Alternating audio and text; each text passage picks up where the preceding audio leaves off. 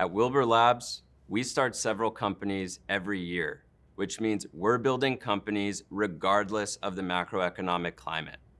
We launched 3 companies at the height of the pandemic. At the time of this recording, we're in a period of economic uncertainty, and we're working on companies in stealth mode that we'll be launching soon. Over the last few years, we've seen how downturns create unique opportunities for startups, and why getting started in a downturn may be the most opportune timing of all. In this video, I'm going to cover exactly why that is. First, during a crisis, such as an economic downturn, there is no shortage of problems to solve.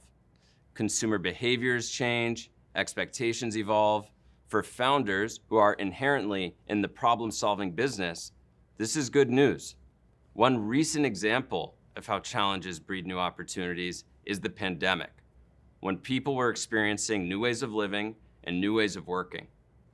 During this time, we were even more motivated to build. We launched 3 companies in the span of just a handful of months, which have gone on to grow very quickly. These included a job company, which launched at what could seem like an awful time, the highest unemployment rate since the Great Depression, and a Medicare insurance company during a global health crisis.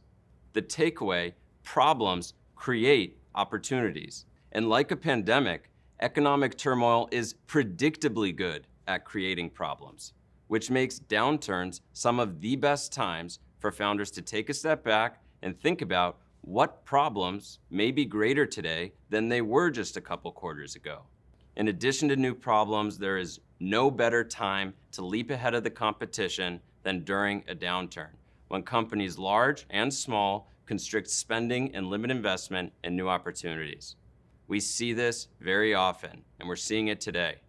For many companies, innovation takes a back seat to meeting quarterly expectations and keeping the lights on. So if you're just getting started, you can act nimbly and focus on how to best solve customer problems without being distracted by all the bloat and all the complexity of flying the equivalent of a 747.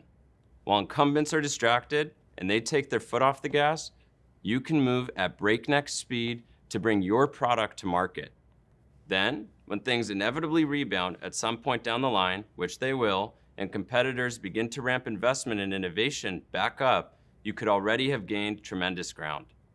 The other reason why downturns are a uniquely good time to build is hiring. Hiring is every founder's job. And if you ask any founder, they will tell you it is never easy. However, during downturns, the tides shift a little bit, and we're seeing that in today's market. With less open roles and companies forced to do layoffs to stay afloat, the talent market looks a lot different than when funding is cheap. While hiring is not easy, it is easier, and this is a major advantage for companies just getting started. If you prioritize the roles that are most impactful to your growth and invest the time in finding the best possible people for them, you can capitalize on this unique situation in a big way. The big picture: building a company is not easy in any macroeconomic climate. But no matter when you start building, you are going to experience a downturn, maybe several, and based on our experience, starting out during one might actually be the most advantageous timing of all. There are new problems to solve, and customers are willing to try new solutions. You have the opportunity to compete and win against the competition, and you can hire some of the best talent in the market.